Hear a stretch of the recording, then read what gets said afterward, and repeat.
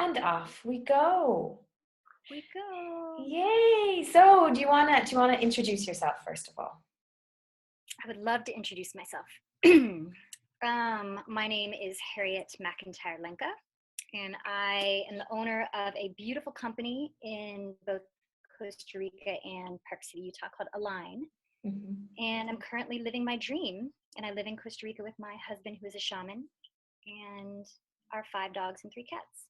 And I've created a lot of stuff in my life. And I've learned a lot of lessons. And I'm here to serve and to share. So that is the short. That's a nice short. Tell me this. Is it okay? Do you mind if I ask you how old you are now? I am 39. Oh, 39. And tell me this. What age were you when you first met Adam? I was 5 months into being 35. Okay. Now, as I was just kind of mentioning a few minutes ago, the average age for marriage in the UK and the US is 27.9 years. Okay. So you met Adam coming upon 35. Where were you at when you were 28? I was in year 4 of my business. Mm-hmm. And I was dating all of the wrong men. Okay. And really putting my power outside of myself at that time, and really looking for a lot of approval from men, approval from society, because I didn't feel like I had a strong root in meaning, and that's valuable for who you want to attract. You know, you got to know who you are in order to someone at the right level. And so I was still kind of making all the mistakes in order to learn who I was. And you got to make the mistakes in order to get closer to who you are, you know? Yeah. So you were getting to know yourself by making all these mistakes. What started shifting for you? How did you even become aware of, okay, I'm here, I'm making mistakes, I'm attracting in the right man? Like, was there a single moment, or was there like a series of moments? No, yeah. Oh, there's always a series of moments, but something that really stuck out to me was I had just gone through one of the biggest breakups of my life, where I thought I was dating a very different man than I usually date. He was very enthusiastic, very like a big extrovert, very handsome. And so I felt like I was up leveling, you know, to be with him. Whereas my pattern was usually kind of date men who I could, you know, kind of be at the same level with, not too this, not too that. But so I broke up with him, and immediately after we broke up, I got excruciating pain in my wrist, to the point where I could not do massage. You know, massage is how I communicate. I communicate energy through streaming it through from the cosmos down through my hands. And so for the first time ever, I saw a Reiki master. And the Reiki master said to me, "You are holding on to fear and anger in your wrist." And that was the first time I really made a connection between the physical body and an emotional healing that needed to happen. And I didn't do much with that, but I just kind of filed it away in the back of my head. And then I also, of course, like we all did in 2008-ish, which when I was that age, 28-ish, I read Eat, Pray, Love. And I took off on my first solo tour of Southeast Asia. And so with the backpack and not knowing what the hell I was doing, I just set out for a month just to go searching for me. And what I learned, because, you know, in Park City, which is where my business is, I was always known as Harriet of Align. And so I'd stand in a coffee shop. "Oh, what do you do?" "Oh, I own Align." They're like, "Oh, cool." I never really knew who I was outside of that. You know, and so as I was traveling, people didn't give a shit that I owned a day spa in Utah. You know, they wanted to know, okay, are we going to travel together? Are you kind? Are you funny? Are you nice? Are you trustworthy? And so I really got to look at some different characteristics and values that I had while I was literally thrust out of my comfort zone and forced to really get in touch with myself.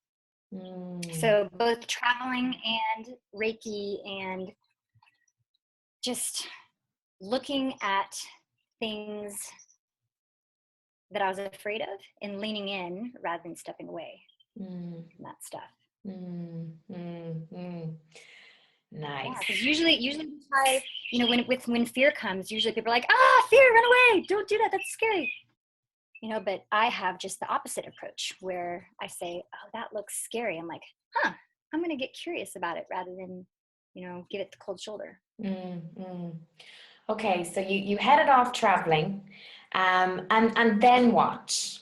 You were getting to know yourself. Then what in relation to your relationships, I guess? How did that begin to unfold then? The people who I began to be drawn to changed. Because my self-respect began to grow. What I wanted out of a relationship began to shift. And I no longer was drawn to men where it was just oh, you think I'm hot, I think you're hot, so we're just going to go be hot together, So that was very shallow to me. I really wanted to be with men where I could say, hey, let's go on an adventure, let's go listen to this, let's go do yoga together. And I really got into my yoga practice. It was about age 28 to 30 that I really started diving into my yoga practice. And the yoga practice led to different relationships, with both men and women. And it led to me understanding quiet and understanding who I was in quiet. Whereas before, I did not explore quiet at all.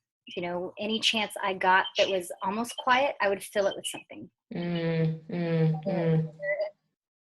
My dog, whether it was a Netflix series, anything. I just never wanted to be quiet because I was afraid what I'd find in that quiet.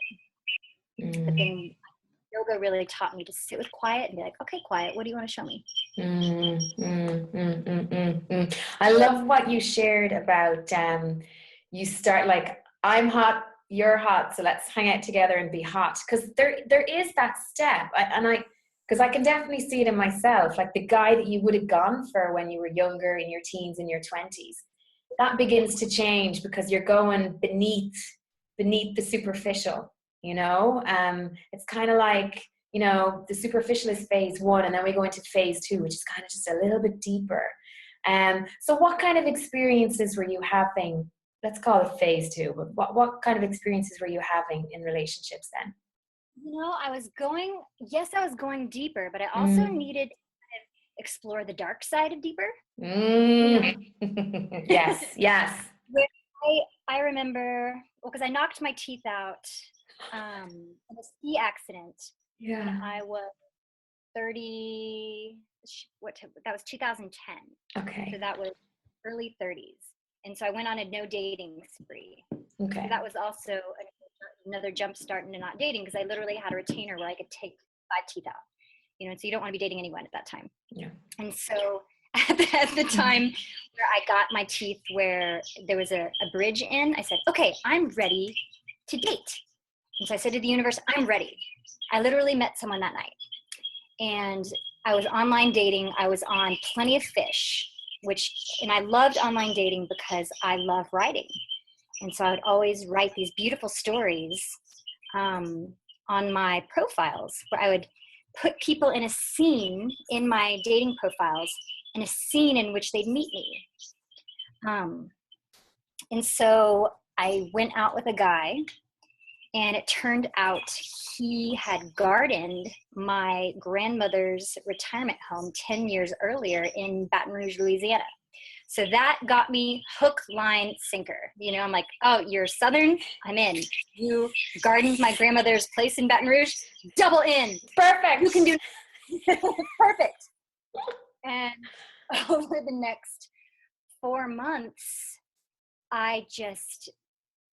it was insane. I just dove into a relationship with this narcissistic, crazy man. And my gut would say, he's cheating on you. Stay away. I'm like, but he's Southern and he's handsome And he has good eyes. And he gardened my grand's retirement home. It's him. God. And so, and what was also interesting is it showed me dark pieces of myself. You know, I was really going in and, you know, I mean, I'm embarrassed to say this, but shit, I'm just going to say it out loud. You know, I even set up a fake dating profile to show that he would cheat on me. So I set up a profile of a perfect girl for him. And so I was talking to him as another girl. It was so effed up. And so finally caught him in the midst of his own thing. And I just said, oh my God, what am I doing? You know, enough is enough. And so he was over here. So then I went over here to the other side. I dated a guy who my parents, you know, would have loved. You know, he had a good job. He was handsome. You know, he had 2 weeks of vacation a year, great family. But something in me just wasn't lit up around him.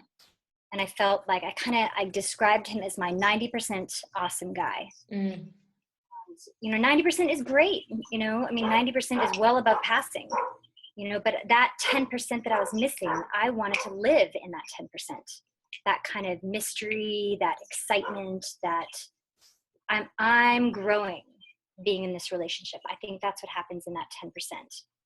And so after spending Thanksgiving with his family, you know, I just got to really in touch with myself. I'm like, oh my God, I can see what will happen to me in this relationship in 5 years. I can see what will happen to me in this relationship in 10 years. And staying is not doing him any favors, and it's not doing me any favors. And so I broke up with him for no reason whatsoever other than it just didn't feel right. You know, so if I'm 35 and breaking up with people because it just doesn't feel right, you know, that that's ballsy.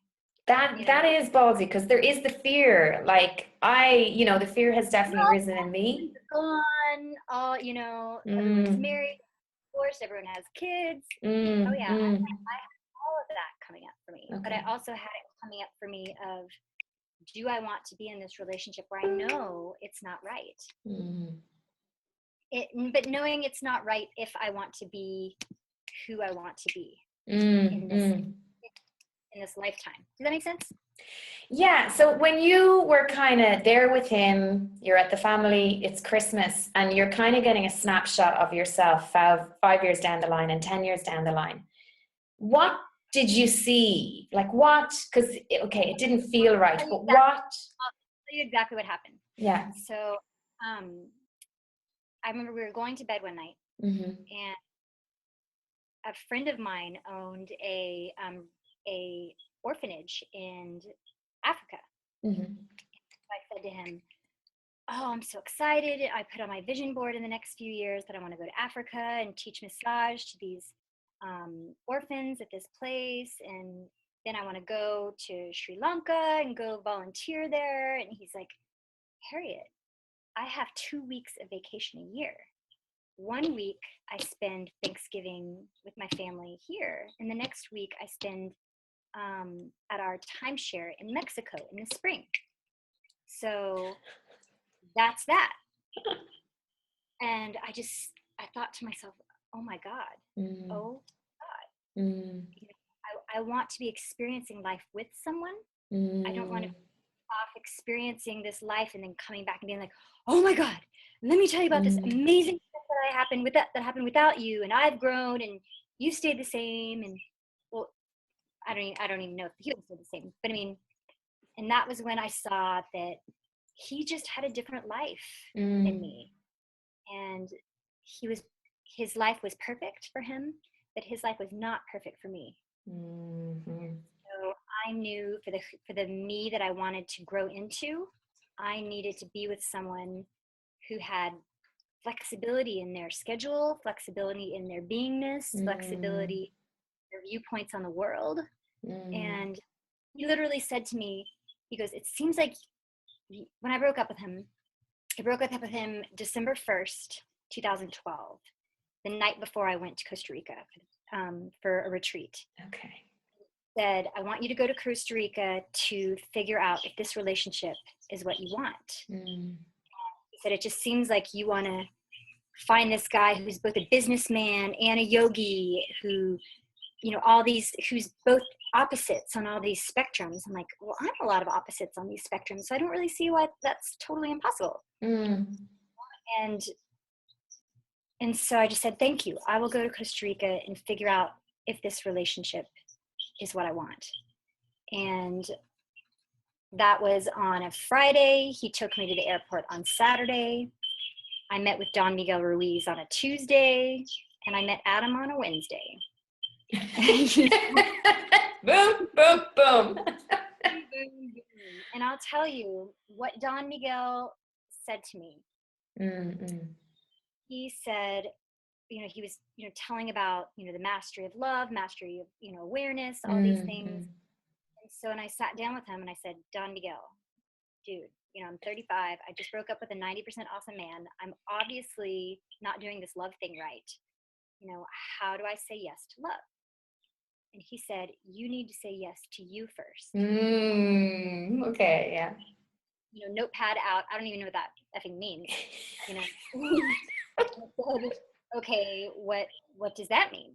And he said, make a list of everything you love about yourself, everything you love about your life, and the kind of life that you want to be in. He said, and then imagine the kind of guy who would love that girl. And so I went back to my room at the Sugar Beach Hotel, talked to my roommate, made my list, and I looked at her and I said, Lisa, a unicorn is going to love me with this list. and I said, this is insane. And so I went for a walk, and I felt guided up to the main reception area. And the next day was our day off. And so a bunch of people were going zip lining, horseback riding, all that kind of stuff. I was like, I'm going to have a self-care day.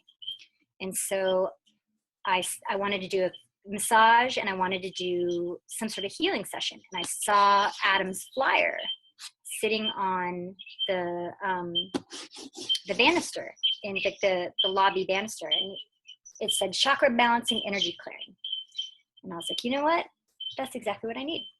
And so I signed up with him at 11 o'clock, and then went back to my room and went to sleep.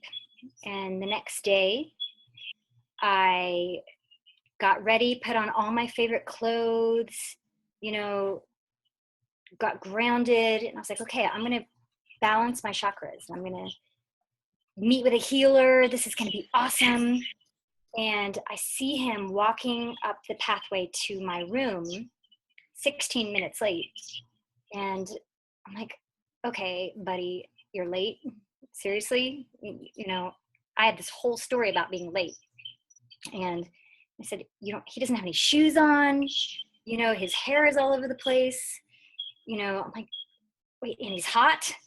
I'm like, what do I do here? I'm like, my whole body is like fighting itself, you know, getting mad at him that he's late, getting confused that he doesn't look like a healer, you know, and then I'm like, but he's hot, so what am I doing?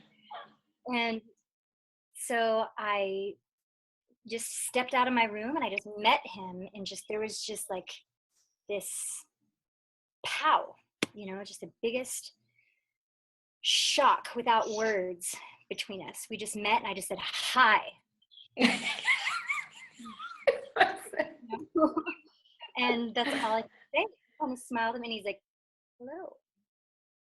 And we just took a moment, and I had to go through a couple questions to ask him, to kind of interview him, like, why are you in Costa Rica? What are you even educated? You know, do you even have experience here? And he had such an interesting story to me that it blew all my expectations of who he was supposed to be out of, because at first I was thinking he's a hippie. You know, no shoes, he's a hippie. He's obviously hippie. And so, you know, hippies can't teach me anything. Hippies don't have this, don't have that.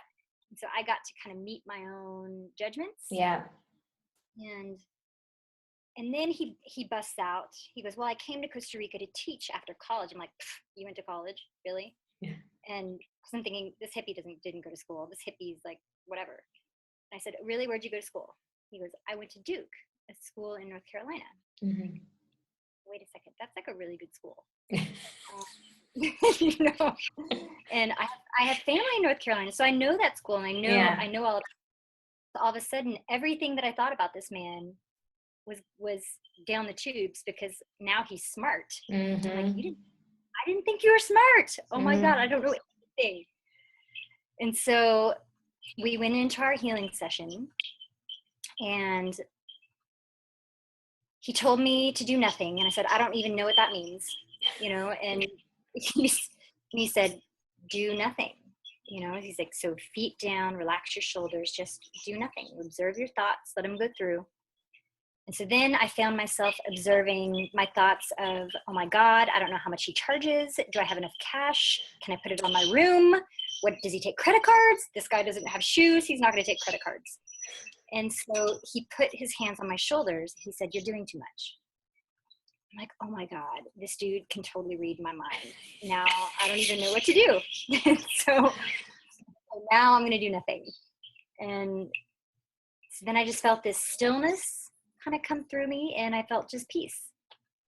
And then I started almost seeing a movie in my mind's eye. Mm. I saw myself peaceful. I saw myself walking on a beach, and then there I am pregnant. And I'm going, what was that? And there I am with no shoes.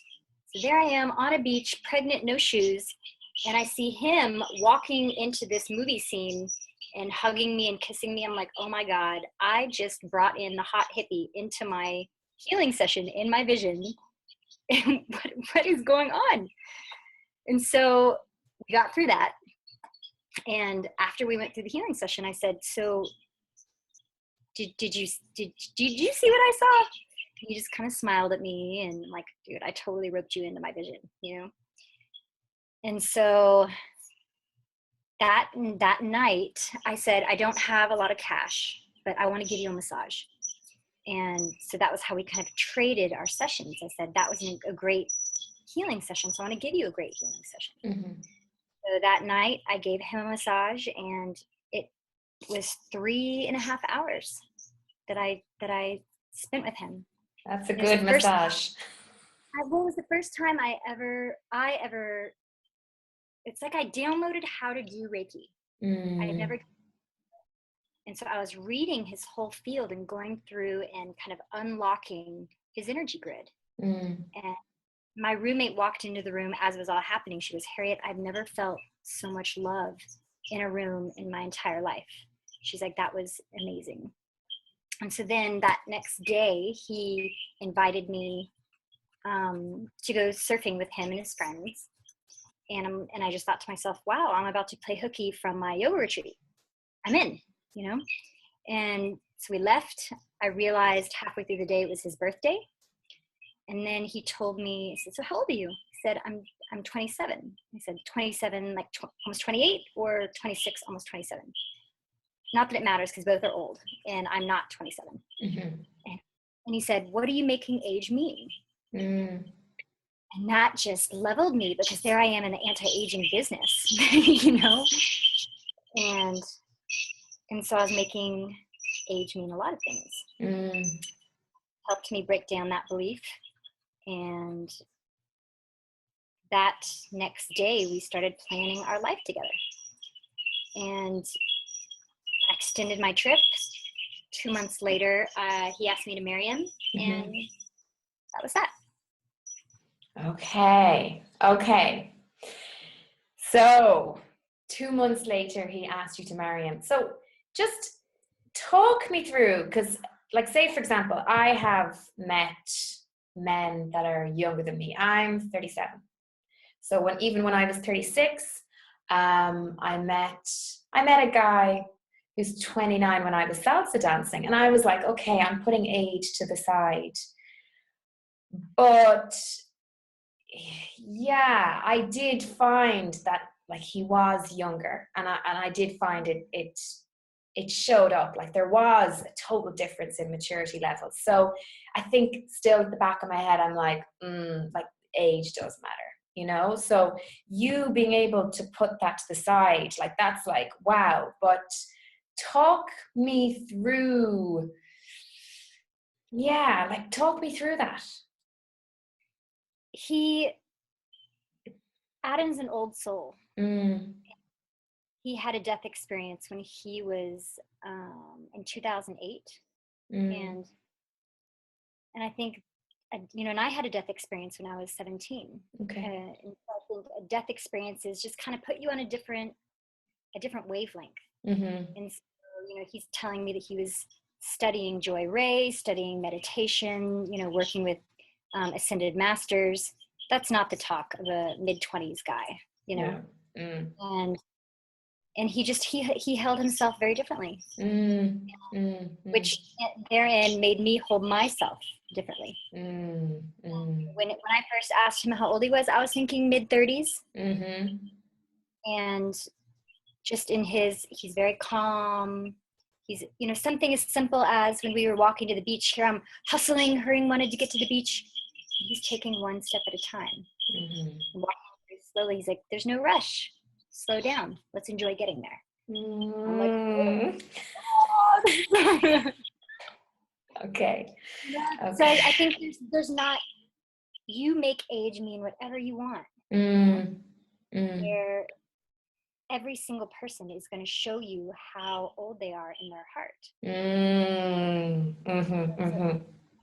the person is going to be so different. You can Yeah. have a 40-year-old who acts like a 20-year-old, and a Yeah. 20-year-old, 50-year-old. Yeah. Yeah. Yeah. Yeah. Yeah. So taking it on an individual kind of soul to soul level with each. And if you have it in your mind Mm, that age really matters, and all men who are younger and immature, mm, exactly what you're exactly mm, what you're doing. mm, mm, mm. You just kind of release. I have no idea how old the guy is that I'm going to be drawn to. I have no idea. Yeah. That helps you resonate at whatever age you feel. Mm, mm, And whatever age you feel, you will attract someone who feels that same age. mm, mm, mm. With my lifestyle and my beliefs, I often feel ageless. Yeah. And so I think I attracted someone who's ageless. Yeah. Yeah. Yeah. There definitely is, like, there definitely are people in the world who are ageless. And I know, like, it has, like, definitely coming back after traveling. Like, I think I'm back in Ireland now 4 years. And coming back in that time, um, my friends are like people my age are in a completely different space to me, house, partner, babies, business setup, you know. And I have like the story has come in of like, oh, I'm kind of still in my adolescent phase. Like like I go out, like I love salsa, I love going out and doing things. And when I'm out and about, like I've been told like 25, 24. Obviously, it's kind of when my grey is covered that I get those kind of ages. But yeah, that is definitely something that has come up for me. So I love that you're sharing this, and this just makes perfect sense to me as well. So, tell me this then. What advice would you give to yourself? If you were to go and do it all again, and you are going to be meeting Adam, what would you tell yourself, like, in your 20s, in your 30s, before you meet Adam? What advice, if you were to do it all again, what advice would you give to yourself so that you can enjoy the process more? I would practice loving myself more, Mm-hmm. because when everything from cosmetic surgeries to tattoos to just aberrant behavior, I did a lot of shit, Mm-hmm. showing that I didn't love myself. And I was trying to get that approval and that love from somebody else. Whether I look in the mirror and I don't like my gray, I look in the mirror, don't like my body, don't, look in the mirror, don't like all these things about myself. Adam had his hands full when we met, Okay. because he met a girl who was very confident, very self-assured, but very used to operating as a solo being. And I was very used to operating as a defensive solo being, whereas I'm kind of got my guard up, got my shield up, and everything that people say to me, I kind of first take it as a sometimes as an insult, or as or looking for opportunities to be offended. Whereas now, I look for opportunities to learn from everything rather than be offended. It's like I was hard when I met Adam, and I think he's taught me over the years to be soft. I think a lot of women are encouraged to be hard. We're encouraged to be tough. We're encouraged to step up and be like a man, where we're not encouraged to feel our feelings. We're not encouraged to be soft and be light and be feminine. And then feminine is all out of whack. Feminine is not a bunch of makeup. Feminine is not huge boobs. Feminine is not covering up all your gray. Like right here, you'll see this is my gray. I stopped covering that 3 years ago. And it's so I would say choose love more and direct it at myself, because I know I'm going to be attracting a big love and I need to be ready for it. Okay.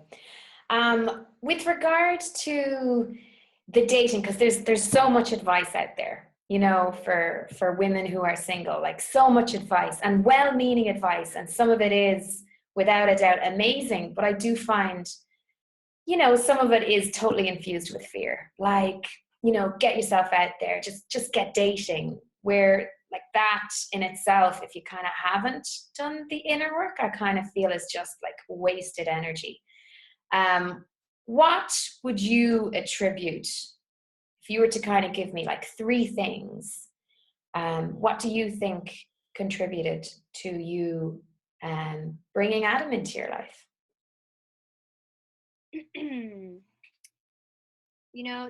Every relationship that I've had for a long period of time, I did not date them.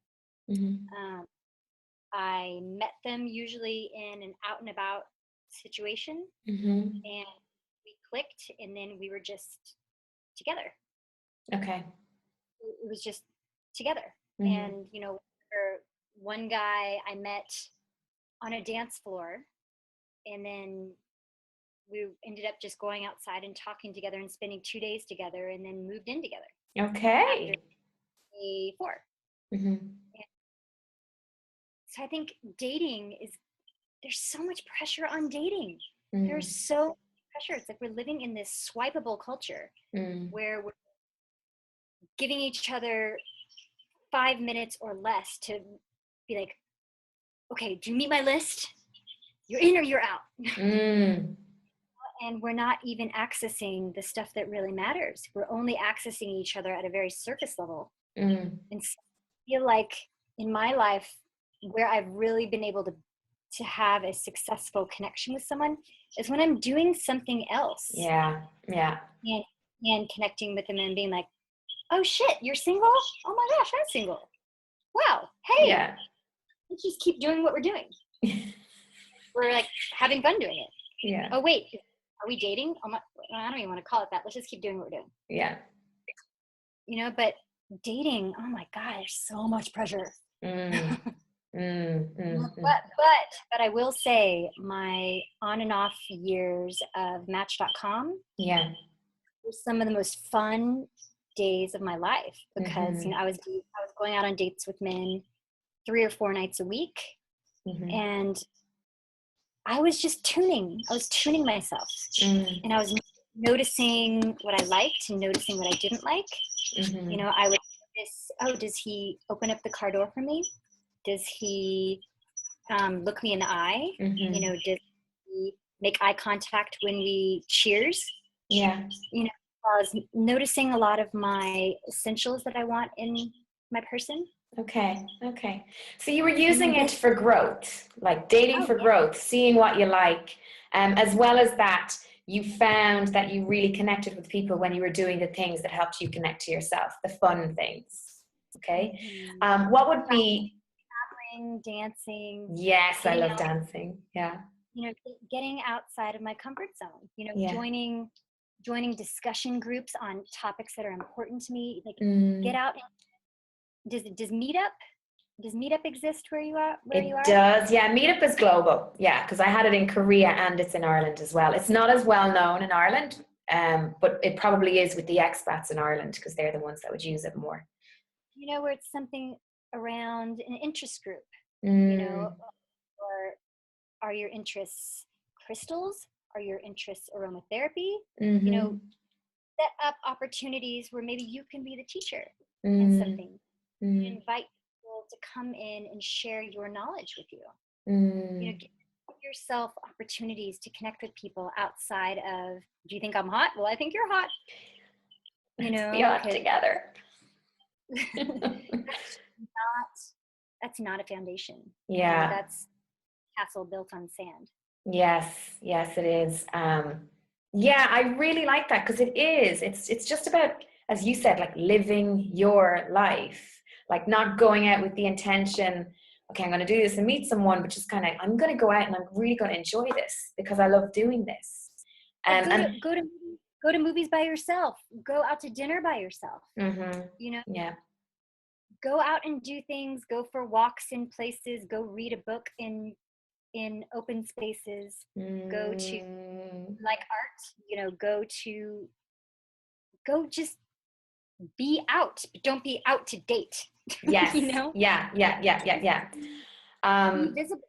Be visible. Be yourself in public spaces, and yeah. be engaged and open. Like, say if you're at a coffee shop and you've got your book down, and you're like, I dare anyone to talk to me. Yeah. That's not open. I'd be afraid to talk to you. Yeah. It's, Yeah. you're just kind of lightly flipping through a magazine. Compliment someone. If you see someone sitting at a table, hey, I like your shoes. Hey, Mm-hmm. I like your hair. Hey, I like your glasses. Mm-hmm. You're just opening up opportunities to talk to people, and it just takes practice. Yeah. To Just life. It's opening up to life.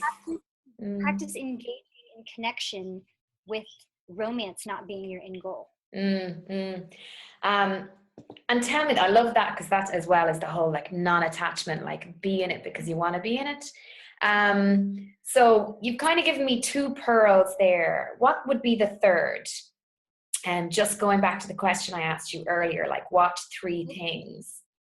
Focus on healing you first, Yeah. Mm. because in healing you is not like, okay, I'm healed, now I'm ready to go into a relationship. Where is You know, healing is a journey. Yeah. Healing. And so if you just kind of say, you know what, I am super committed to healing myself, and so attract all the things, all the people, all the experiences that are going to serve me in that way. And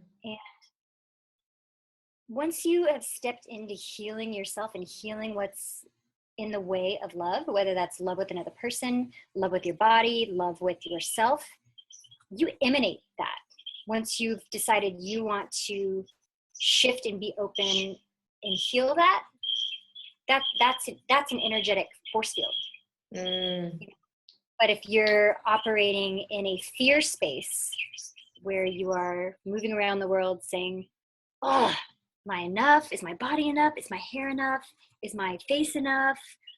Ooh, that's an energetic force field. Yeah. And so work on, it sounds so cliche to work on being yourself first, but shit, man. If you're yourself, well, then you're going to meet the person who fits you and not some image or projection or even shadow of you.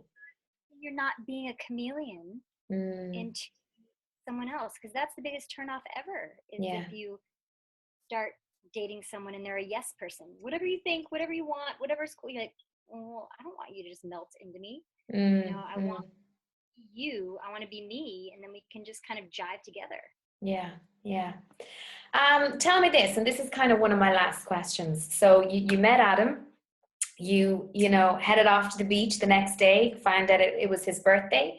You're engaged 2 months later. At what point in there, you know, because obviously it had felt wrong with your 90% man, even though it was 90% right, there was just this 10%. At what point, or was there a point, or was it just a gradual or just a knowing? Like, what, how did it feel to be at the 100%? Like, what was different? And how did you know, or did you know instantly, or what? I remember when after I extended my trip Yeah. in Costa Rica, after I got home, I remember I got on that shuttle to leave Costa Rica. Yeah. And saw him leaving, getting in the distance. I'm like, was this just a vacation romance? Yeah. What am I doing? You know, and so I got home and life felt different. My whole everything felt different. Yeah. So I waited a whole day. I'm like, okay, do I contact him? Does he contact me? Mm-hmm. Shit, man, like, is it too forward to just reach out to him immediately? And I remember that second day, he Skyped me. And I remember I got on with him and my entire body just relaxed and softened. Yeah. And so I felt myself responding differently. Yeah. And I remember the first words out of my mouth were, I miss you. Yeah. I miss you. I miss you and I want to see you. And I don't know what that means. And he said, well, let's get together. I'm like, what that means? You're in Costa Rica, I'm in Utah. And he said, well, let's make it happen sooner. And I heard myself say, do you want to come out on Monday? And he goes, sure. And so I said, oh my God, really? That's like in a few days. Yeah. Okay. Airport Salt Lake City. Grab your plane ticket and we'll call it good. And he goes, I don't have a credit card. And right then I was like, oh my God, is this the same thing where I support the man? I ended up going a lot in debt support. I had so many stories of those. Yeah. And then so I kind of closed my eyes. I'm like, okay, this is a choice point.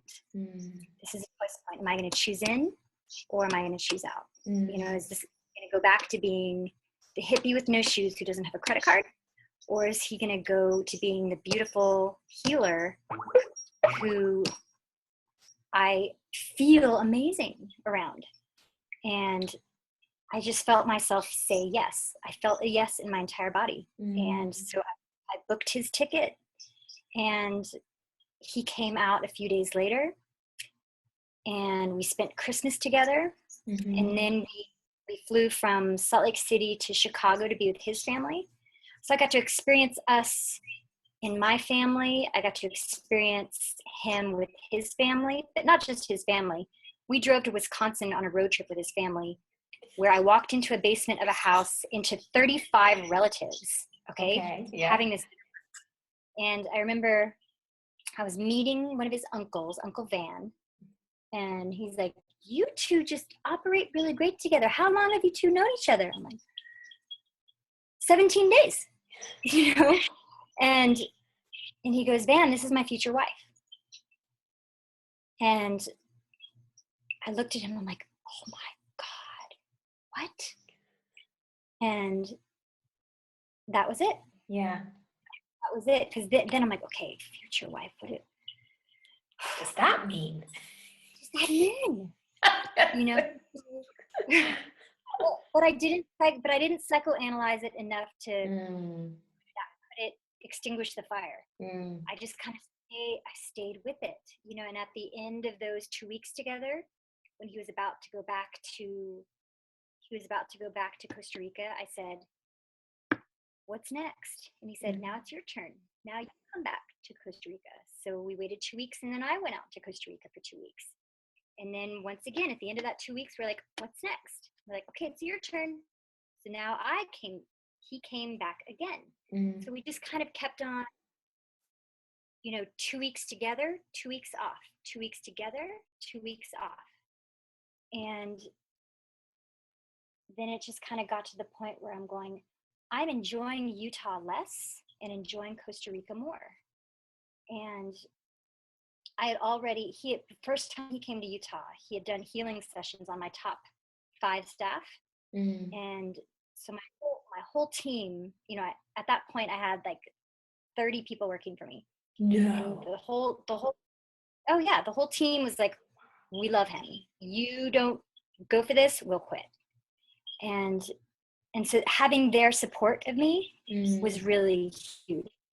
At that point, a lot of them had worked for me between 8 and 10 years. Yeah. And so they've seen all the guys that I've dated, and they've seen who I am with Adam. And then we ended up meeting with an alchemist in Colorado. And the alchemist did a healing session on me. And as we were leaving the alchemist's trailer park, which sounds so insane, we're like in the front of a trailer park. Adam turns to me and he goes, I just got clarity on something. I'm like, what? And he goes, will you be my wife? I'm ready. I don't have a ring or anything like that. Will you marry me? And I just felt, well, actually I said, fuck yeah. But I mean, I felt, a yes in my entire body. And I'm like, yes. None of this makes sense. Yeah. None of it makes sense. I called my dad, and my dad said, God damn it, Harriet, you've only known this guy for, congratulations. And so I felt a shift.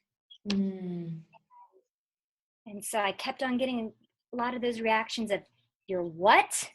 You're engaged? You're what? And I'm like, I know it sounds insane, guys, but this is what I want. Yeah. This is what my heart wants. And 6 months later, I got rid of my car. I got rid of my house. I put all my stuff in storage, and I moved my dog to Costa Rica. And once I moved my dog to Costa Rica, we know I'm in, and things just continued to make sense without me forcing it to make sense. But in that, it was never smooth in the way of, oh my gosh, here's the next logical step. None of it made sense, but in the making sense, in the not making sense, it was easy. It sounds crazy. But I mean, it was just a whole lot of just trust that feeling. Yeah. That feeling. Yeah. And that feeling is right here in your chest, softening. And, and a no shows up in my back. And so people need to understand what their yeses and nos are first. Yeah. Before you start using your own body as a thermometer for your decisions. Yeah. Yeah. I love what you're saying, because there's been times where it has made sense, but my body was like, like, and it's so bodily, and there is that need of trust where, I can go the way of like, this is you just closing. And it's like, no, like, this is my body. Like, because when I'm a yes, I'm a yes. I'm quite enthusiastic. I'm a yes. I'm like a first row yes. Like, but when I'm a no, it's like I'm going to fall in love with you when you're in your yes. A man is not going to fall in love with you when you're sitting across from him in a speed dating and being like, hi, I'm Brona. Nice to meet you. I like animals. I like this. That is so awkward. No, that is. People want to be drawn to you, and you are an energetic being, and so you want to be emanating your yes and emanating who you are in order to, you want to be broadcasting that. Somebody can say, whoa, I feel you from 20 feet away. I want more. Yeah. So get in touch with those activities that help you be a yes, those clothes that help you be a yes, how you style your hair to be a yes. Do you know what I mean? I get you. Show up, basically. Show up. And then even the smells that help you be a yes. I know when I put on my amber essential oil, I feel unstoppable. And when I put on my lip gloss, oh my God, I feel amazing. There's just certain clothes where they just light me up. And so but that's not superficial at all. Yeah, I know. That's just helping you light your own fire and not relying on someone else to stand there with the flame. You Yes. need to be your own light so that you can be your own lighthouse. Yes. So that you can see all these ships and be like, hey, I'm here, come on in, I'm the light. Yes. No, Harriet, that is, honest to God, that is one amazing story. And I know that you're doing something with that story as well. Like, where are you at with your blog, with your book? Like, what's going on with you? This book started my second alone trip to Southeast Asia. This book started in 2011. Yeah. And in 2011, I was very much a seeker. I was on my seeking path. But I was going, okay, I'm writing a book. Is this experience going to make it to the book? Is this experience going to make it to the book? Is this experience what is this book going to be? But now I've totally shifted it to where I don't need this book for anyone else. I'm writing this book to heal me. And right now I'm in a place in my life where I'm getting ready to be pregnant, So I think about, I'm not even pregnant yet, but I think about, okay, if I had a baby in my belly, what would I be thinking? What would I be eating? How would I be moving about the world? What do I want to be broadcasting to this child? What lessons do I want this child to know? What do I want this child to know about me? If this child is 15 years old and going through toughness at 15, I want her to learn what I was going through at 15. And so I want to share these life experiences at these different ages and just say, hey, here's how I moved through this. Life isn't confusing, and it would be nice to have some sort of guide, a guidebook. So this guidebook that I'm writing for this child is this guidebook for anyone who's confused and a little bit of a flashlight. Okay. So it's going to be everything from the tools that have helped me, to the people that have helped me, to the experiences that have helped me. But it's not all sunshine and butterflies, Like a lot of the tools, experiences, and people have been pretty fucking dark, And so you need to go through the dark and explore the shadow in order to even understand what the light is like. Yes, the wholeness. And I always talk about that. Anybody I work with, it's like, and I repeat it over and over again with myself, it's like your darkness is a doorway to your greatest light. Sometimes it is tough when you're really in the shit though, because you're like, oh. But what else was I going to? So is your blog still up and running? Like if people were to go there? Yeah. Being Harriet is, and there's tons of great stories on there. Cool. But we have a retreat center in Costa Rica. It's called the Line, Costa Rica. It's called the Sanctuary.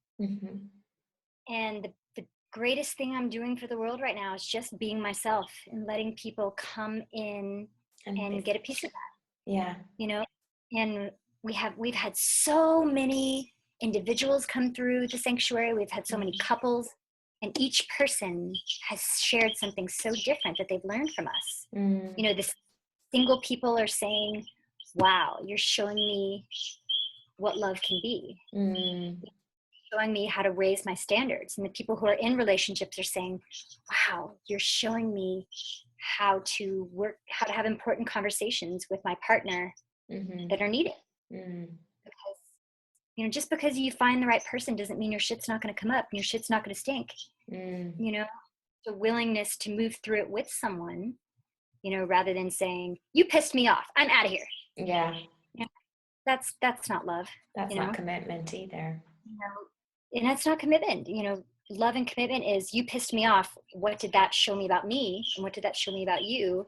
And how can we find common ground to grow together from this? Mm-hmm, mm-hmm, mm-hmm. Okay. And so I encourage everyone to come to the sanctuary, because you're gonna learn exactly what you need to experience and see. And I have no idea what that's going to be, because it's so different for everybody. Mm-hmm, mm-hmm. Maybe it happens in a yoga class, one of my yoga classes. Maybe it happens on a beach walk. Maybe it happens while you're out on an activity. Mm-hmm. You know, growth is available at every single moment and corner when people are here. Lovely. Cool. Well, I will have those details included in whatever material I have going out, and I'll include it underneath this video as well. I'll have the links for the sanctuary. Perhaps you need to come to the sanctuary. Perhaps I do. Perhaps I will. Perhaps I am coming.